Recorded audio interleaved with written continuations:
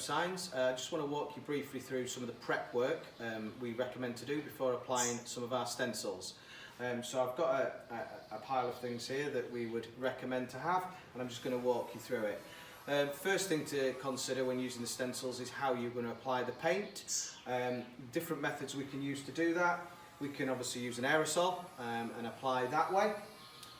We can have a tin of paint and we can use a spray gun, or we can use the same or similar paint and apply it either by a brush, sponge, or my preferred method is a sponge roller. So this is a household DIY radiator roller.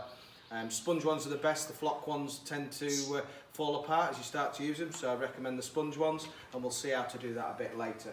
Some of the other things we'd recommend you have available: masking tape. This will be handy for when you've got the stencil in position to hold it there while we take off the backing paper.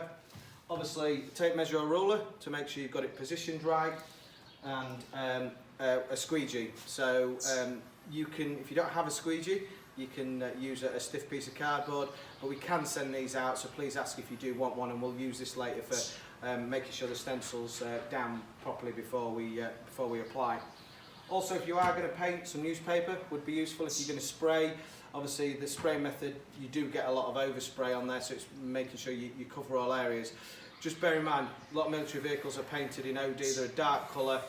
The white paint does travel everywhere. It'll travel a lot more places than you think, so if you are going to spray, make sure you get really good, well covered over the vehicle.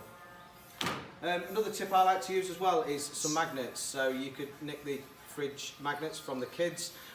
These work really well, so when you've got a stencil like this and you're putting it in a vertical position, it allows you to hold the stencil in place while you're positioning it and measuring it before you apply the masking tape. So it's a really easy way of getting that position quickly. And also make sure you've got our instructions before you start. Make sure you read them thoroughly and make sure you understand them from there.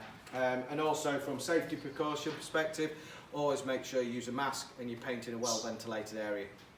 Thank you.